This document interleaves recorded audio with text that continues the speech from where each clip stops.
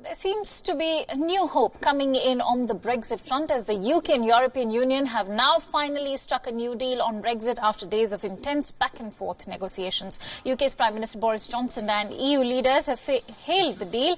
They have struck to take the UK out of the bloc on 31st of October in an orderly fashion.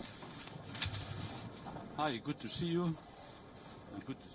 This has been a very productive day for the UK in the sense that the European Council has approved the agreement that's been negotiated over the last couple of months, and I thank them again very much for their work. I particularly thank Michel Barnier and his team. I thank Jean-Claude Juncker, President of the Commission, for all the personal effort that he has put into getting this deal done. And I want to stress that this is a great deal for our country, for the UK. I also believe it's a very good deal for our friends in the EU. We are now heading towards a major showdown when Boris Johnson brings back his deal to the UK Parliament for a vote on Saturday. After the crucial EU summit meeting in Brussels, the top negotiating leaders of the European Union and UK held a joint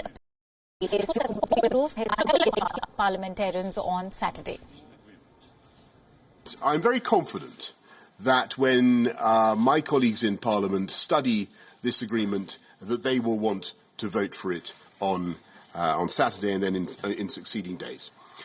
This is our chance in the UK as Democrats to get Brexit done and come out on October the 31st. This is our chance to focus on our priorities, the people's priorities. Seeks to negotiate. Right after the new agreement was announced, UK opposition leader Jeremy Corbyn condemned the deal brokered between Boris Johnson and the European Union.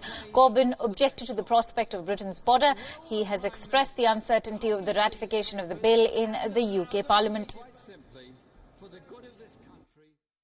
This is a day when the Prime Minister seems to have made a deal with the European Union which doesn't give us the complete freedom of movement between Britain and Northern Ireland because it creates a customs union border down the Irish Sea.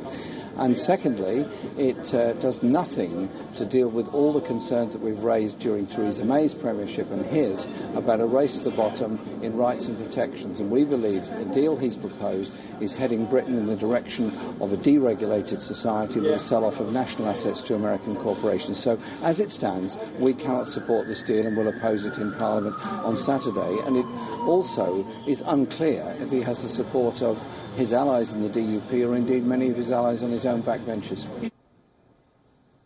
European Commission President Jean-Claude Juncker said that it was a fair and balanced agreement. Juncker has written a letter recommending the deal to European Council President Donald Tusk, asking him to complete the withdrawal process and move on as swiftly as possible. The two negotiating teams have been working on the legal text of the draft deal, which still needs the approval of UK and European parliaments.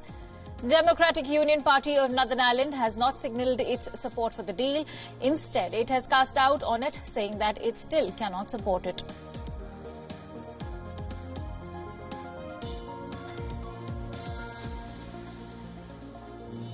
The European Union and the UK have reached what Boris Johnson describes as a great new deal for Brexit. The European Council President has said it's both a fair and balanced agreement.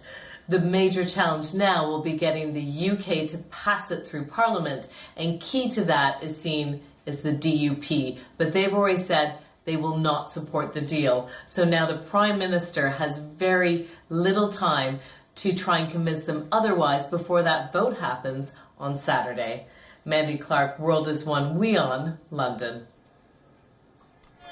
More than 50 demonstrators gathered near the European Council building in Brussels to protest against the new Brexit deal. One of the demonstrators, who dressed up as the comic character Incredible Hulk, smashed a Brexit sign with a hammer during the protest, while others were chanting anti-Brexit slogans.